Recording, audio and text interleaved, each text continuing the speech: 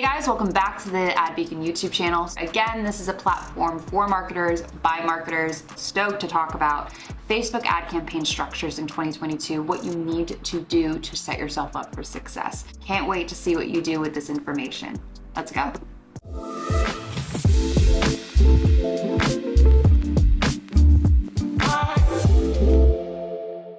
Your campaign structures in 2022 are going to be a little bit different potentially than that of before iOS 14.5, and there's a reason. This is a tumultuous time, right? There's some rocky waves, so you need to make sure that you have structure that gets you in a place where you can scale. So think about this. When you create the structure, have you put it in a place where you can duplicate and be able to scale and scale back in an efficient way? Have you been creating the right metrics? Are you expanding your audiences enough? So that's a really big thing. iOS 14.5 limited your ability to target accurately, which is a big reason why I've talked about Ad Beacon and why it's such an incredible tool for you to understand if your audiences are working or not working. But before we even get into that, you need to create a prospecting, retargeting, and past purchasers audience that is clean and structured appropriately. Let's talk about the funnel. I know you've heard the funnel a million times, but I'm going to reiterate and why it's so important to think about in every step of the process. So number one is top of funnel, which is the widest portion of the funnel right here.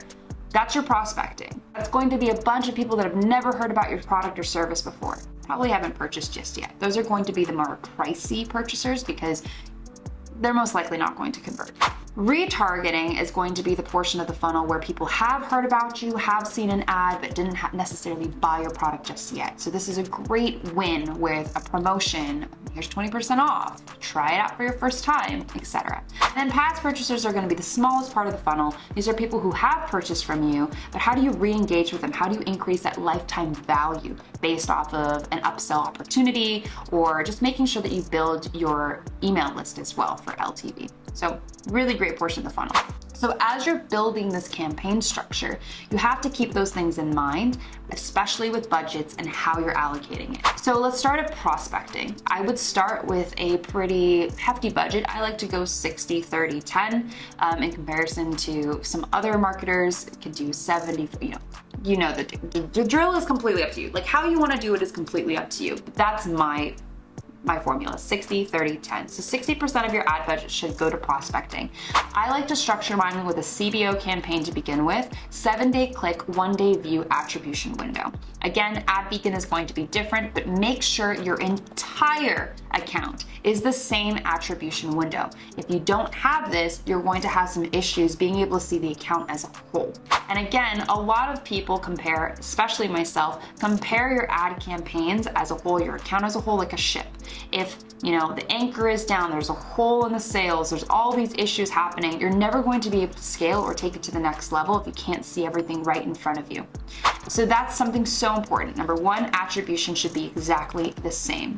Number two is as you're targeting, I wouldn't go as broad as to have one audience or like one targeted audience. I've seen the most success of going at least 5. And then you go ahead and A/B test that with maybe a lookalike audience based off the pixel. I don't necessarily trust the pixel as much anymore just because of data security. So again, let's maximize that LTV. Let's bring people to the site, ask them to subscribe and save. Subscribe to our mailing list, you get X percentage off, and then you can go ahead and download that data and use it as a lookalike audience or a direct retargeting audience. I would do a pixel lookalike audience of 5%.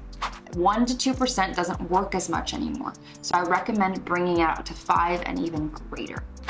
And then I would test it against an email download lookalike audience. If you don't have that just yet, that's not enough. Let's work on building it.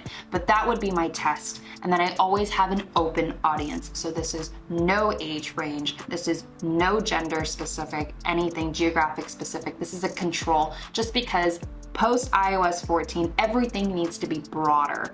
There is broadening, but you also can go granular. Just don't go too hyper granular. Whoops, hello.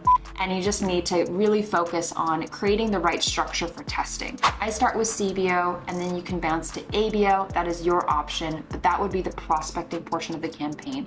Make sure you have your UTM parameters. And again, Ad Beacon is very helpful because once you go into the platform, you'll be able to see the true data from these ad sets you created. Therefore, you can optimize accurately. You're not in the dark. Post iOS, it's gonna tell you that maybe this ad set has a 4 return on ad spend. In reality, through AdBeacon, it's showing you through click data, through Shopify or whatever backend site that you have, that no, actually, this is not a 4 return on ad spend, this is a 1.2. So you might have been scaling the wrong ad set and you don't really know what the right audience is, which is the problem that Facebook is facing, or marketers are facing. And then the next one is retargeting. As you retarget people who have been to your site, the top 25% of visitors, or people who have engaged with the Instagram or Facebook ads, or just accounts in general, all those things, make sure you just exclude past purchasers. Back in the day, we used to exclude everything, like website visitors, all the other things that you were, retargeting in other ad sets because you wanted it to be clean. We just don't have that luxury right now. Think of it as a whole and just be able to exclude less things, because the more you exclude, the more it becomes a headache. And this has been a very good thing for our team, and we've seen really great benefits from this. AdBeacon's gonna tell you which one's converting at a higher rate, so don't worry about it. And then past purchasers, put a very minimal amount of budget. Again, CBO, ABO is completely up to you, and go ahead and have that at the bottom. That's going to be targeting past purchasers. You don't need to exclude anything else. That is the campaign structure that I see as being very, very, very helpful in 2022. I would suggest kind of really focusing on this structure, trying it out and see if it helps, and go ahead and use AdBeacon to tell you what the true ROAS is and get you set up for success. I've seen some really great things. I hope you see them too, and I hope this was helpful.